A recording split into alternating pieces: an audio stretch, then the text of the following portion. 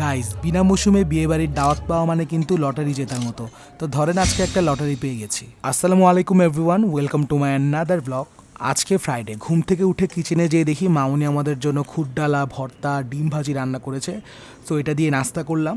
দেন আস্তে ধীরে আমি রেডি হয়ে যাই, কারণ আজকে শুক্রবার, জুমা অ্যাটেন্ড করতে হবে।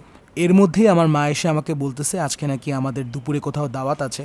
পরে আমি একটু শক হয়ে গেলাম যে লাস্ট মোমেন্টে বলতেছেন। পরে আমার মা বলল কার্ডটা বেসিক্যালি আমার নানু বাড়ি গেছে। যাই হোক, এত কিছু তো আর আমার হেডেক না, আমার গোল হচ্ছে বিয়ে বাড়ির খাওয়া দাওয়া করা।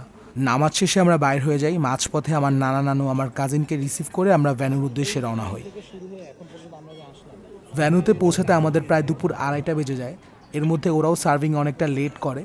তো দীর্ঘ অপেক্ষার পর আমরা আমাদের খাবার আমাদের সামনে পাই। মেনুতে কি ছিল তা তো আপনারা স্ক্রিনে দেখে ফেলেছেন, তাও আমি ব্রিফলি বলে দিই। কাচ্চি ছিল, সাথে চিকেন রোস্ট, সাথে একটা সামি কাবাব, এরপর salad and borhani. That's all. এবং সবার শেষে ডেজার্ট হিসেবে ছিল জর্দা। জর্দাটা অ্যাকচুয়ালি ইয়াম ছিল, অনেক মজা ছিল। ভরপুর খাওয়া দাওয়ার পর আমরা কাজিনরা একটু বাইর হয়ে গেছিলাম, কারণ ভেতরে সাফোকেটেড লাগতেছিল।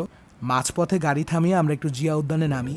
যেহেতু আমার নানু তাদের বাসা থেকে তেমন বাইর হয় না বা আমাদের এখানেও আসে না, সো আশেপাশে ঘুরিয়েও তাদের দেখানো হয় না। তো আজকে এক অজুহাতে যেহেতু ওরা বাইর হয়েছে, জিয়া উদ্যানটা ওদের একটু ঘুরায় দেখাই, সাথে বাসায় ফেরার পথে আইসক্রিম কিনে আমরা ব্যাক করি।